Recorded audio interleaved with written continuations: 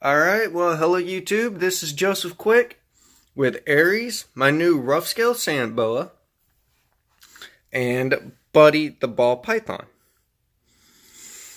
And I'm going to go over which are the top 5 snakes that I have taken care of, I have held, I have researched on, I've personally owned, and I'm going to go over which are the top 5 snakes that I personally believe are my favorites. So you may think that the sand boa should be number 1, whereas I may say the ball python is number 1.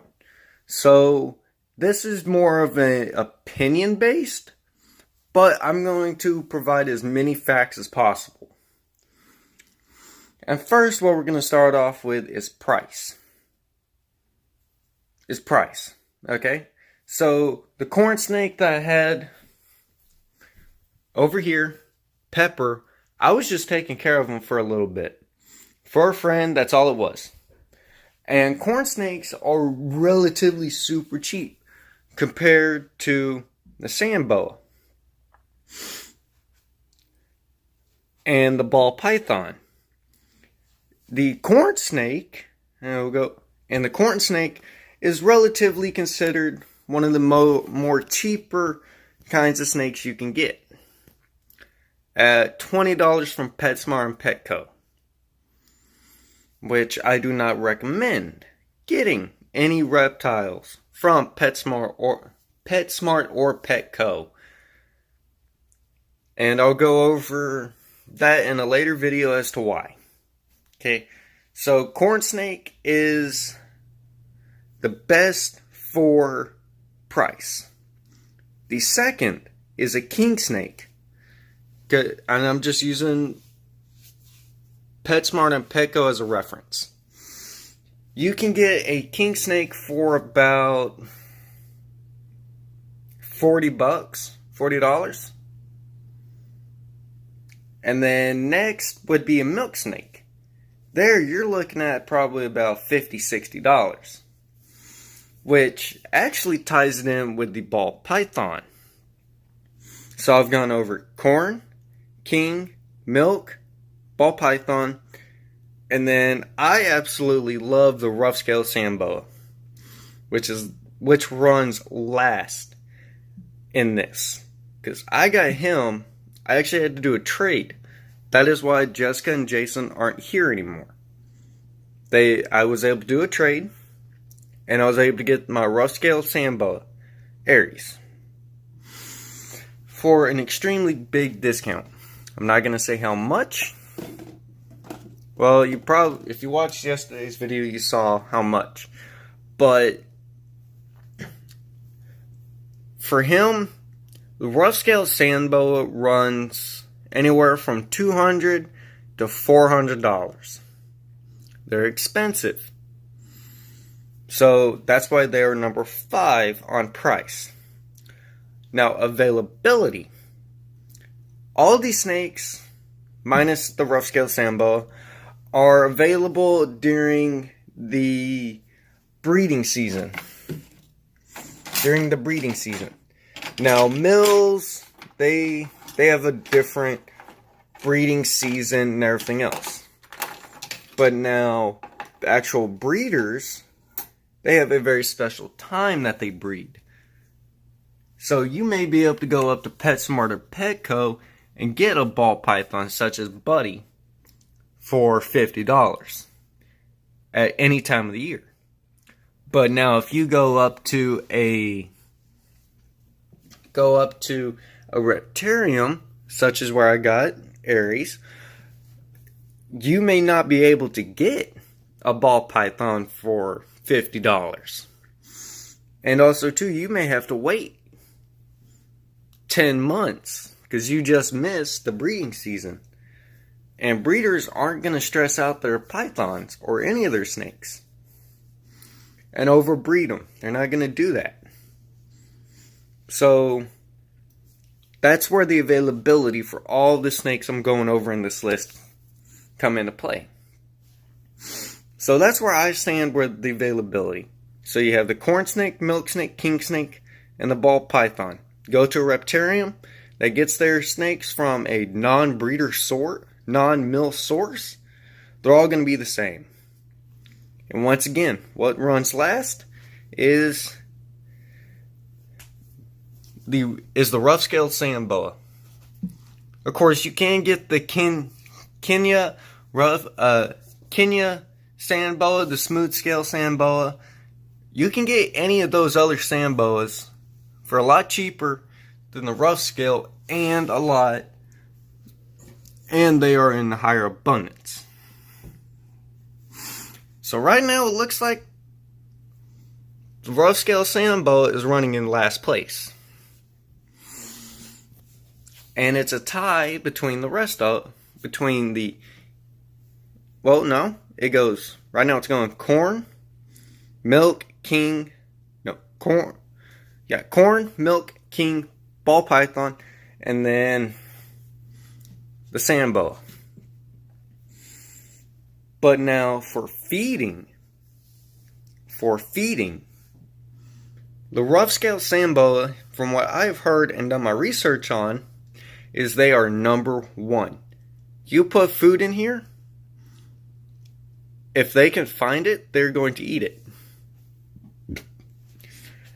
The corn, milk, and king snake, yeah, they will eat it as well, but it takes them a little while longer. So, right now, the rough scale has won this one.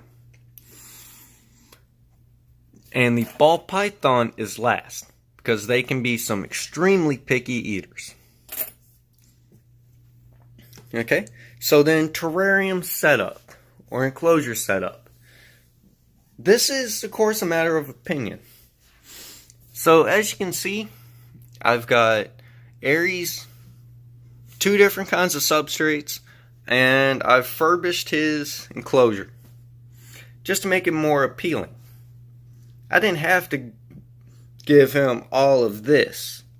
I could have just given him the water dish and the hide, and that's it. So the sand boa is number one again. The ball python, this is generally what you want them to have. And right now I'm trying to get them into shed, so that's why this bag's up here. So usually there would be another hide here, the water dish, and then a big hide for them to climb up and everything else. So then you also have your corn, your milk, and your king snake. They're all the exact same. And this is the basic setup. You have 2 hides, 1 on hot, 1 on cold, 1 water dish, one for them to crawl through, 1 thing for them to crawl through, and 1 for them to, you'd also put something else in here for them to climb and crawl over and everything else. But now for visibility and getting to play with, this is dead last again.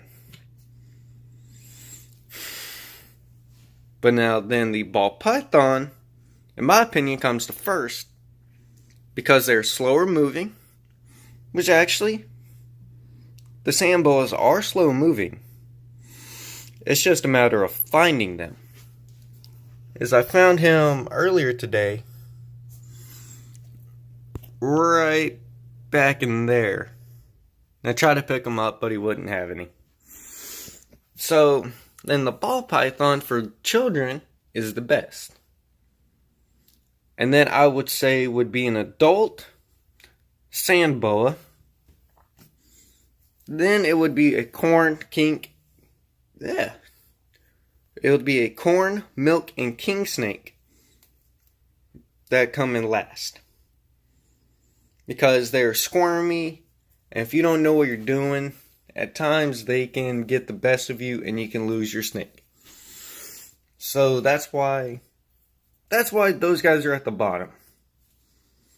But also too, if you're looking for an extremely good beginner snake and you have somebody that can help you, get a ball python. They're the best and easiest snakes to take care of. Second following, well, if they're not picky like he is, and the second following is the sand boa. Because they don't need much. They're very easy going. They're really easy to take care of. And that's it. And everything else that you put in here is more cosmetic. In which Buddy's enclosure is actually going to look more like this on a larger scale, with this last bit of earth, something I can't remember.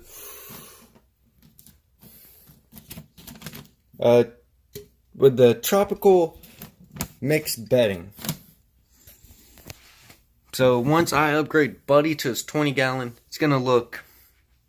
No, I'm actually going to upgrade him to a straight 40-gallon after his first shed. So you guys will get to see that. And that's going to be an extremely awesome project. And after I do that, I'm going to design his enclosure as well.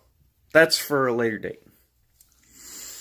But like I said at the beginning, this video was for people who are trying to figure out what kind of snake is best for them.